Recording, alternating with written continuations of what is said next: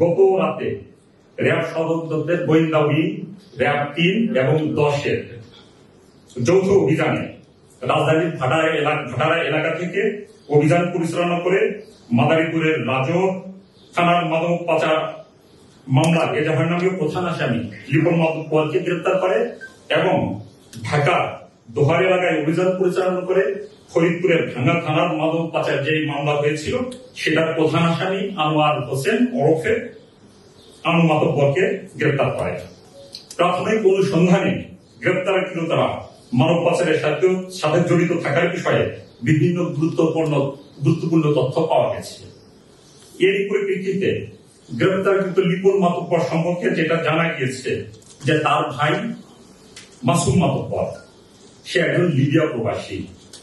লিপন মাতব্বর তার ভাইয়ের মাধ্যমে অবৈধ পথে লিবিয়া হয়ে ইতালিতে লোক পাঠাতো।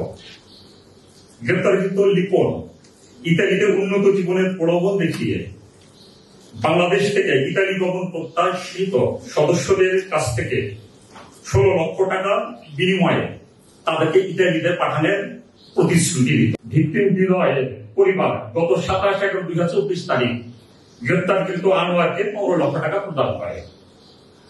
টাকা প্রদানের কয়েকদিন পর ভিকটিম হৃদয় পরিবারকে আবার জানায় যে আরো টাকা দিতে হবে, আরো 10 লক্ষ টাকা দিতে হবে, তা না দিলে তার অনেক ক্ষতি হবে বলে জানায়। তখন ভিকটিমের পরিবার ছেলের কথা চিন্তা করে আনোয়ারের কাছে গিয়ে তাকে আরো 5 লক্ষ টাকা প্রদান করে।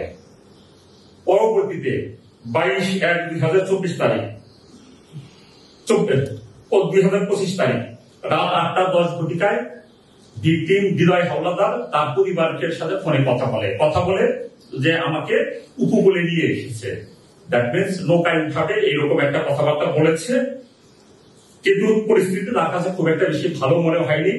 বলেছে যে আমি বিপদের আশঙ্কা করতেছি, যদি আমার কোনো ক্ষতি হয় তাহলে আমরা যাকে গ্রেপ্তার করেছি তার নাম নিয়ে বলেছে যে তাহলে তাকে তোমরা যেন ছাড় না দেওয়া হয়।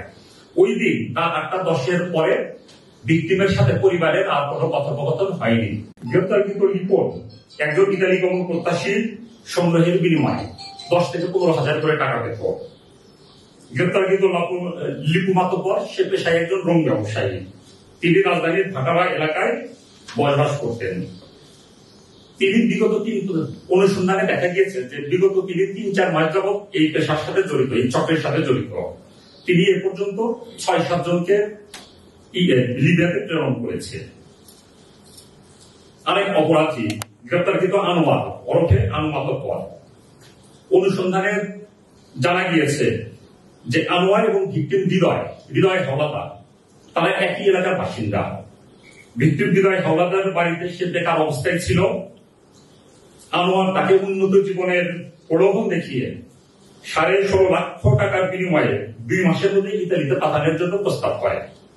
ভিকটিম হৃদয় তার প্রস্তাবে রাজি হয়। পরবর্তীতে ভিকটিম হৃদয়ের বাবা 1 নভেম্বর 2024 তারিখ গ্রেপ্তারকৃত আনোয়ারকে 1,50,000 টাকা দেয় এবং তার পাসপোর্টটি তার হাতে তুলে দেয়। পরবর্তীতে 27 নভেম্বর 2024 তারিখ গ্রেপ্তারকৃত আনোয়ার এবং ভিকটিম হৃদয় হাওলাদার ইতালি যাওয়ার উদ্দেশ্যে ঢাকা আসে এবং একই দিনে লিবিয়ায় গমন করে। কিন্তু ভিকটিম হৃদয় লিবিয়া যাওয়ার পর মোবাইলের মাধ্যমে পরিবারকে জানাইতে তাকে নির্যাতন করা হচ্ছে এবং অবশিষ্ট 15 লক্ষ টাকা না দিলে তার অনেক ক্ষতি হবে। ফরিদপুরের ভাঙ্গা ও মাদারীপুরের রাজরে ইতালিতে গমনকৃত কতিপয় ব্যক্তিদের মৃতদেহের ছবি সামাজিক যোগাযোগ মাধ্যমে দেখতে পেয়ে ভুক্তভোগী পরিবারের সদস্যরা সংশ্লিষ্ট আদম ব্যবসায়ীদের বাড়ি গিয়ে তাদের বিষয়ে জানতে চাইলে আদম ব্যবসায়ীরা তাদেরকে বিভ্রান্তিকর তথ্য প্রদান করে এবং আত্মগোপনে চলে যায়। পরবর্তীতে উক্ত ঘটনায় মিন্টু হাওলাদার বাদী হয়ে ফরিদপুরের ভাঙ্গা থানায় মানব পাচার প্রতিরোধ ও দমন আইন 2012-এ একটি মামলা রুজু করে, যার মামলা নম্বর 5 তারিখ 2 ফেব্রুয়ারি 2025, ধারা 6-2-7-10 এবং অপর একটি মামলায় নাজবিন বেগম বাদী হয়ে মাদারীপুরের রাজর থানায় মানব পাচার প্রতিরোধ ও দমন আইনে একটি মামলা দায়ের করে, যার মামলা নম্বর হল 13। উক্ত ঘটনায় এলাকায় ব্যাপক চাঞ্চল্যের সৃষ্টি হয়, বিভিন্ন প্রিন্ট ও ইলেকট্রনিক মিডিয়ায় প্রচারিত হলে দেশব্যাপী ব্যাপক আলোচিত হয়। র্যাব উক্ত মানব পাচার চক্রের সন্ধানে এবং তাদেরকে আইনের আওতায় নিয়ে আসার জন্য গোয়েন্দা নজরদারি বৃদ্ধি করে।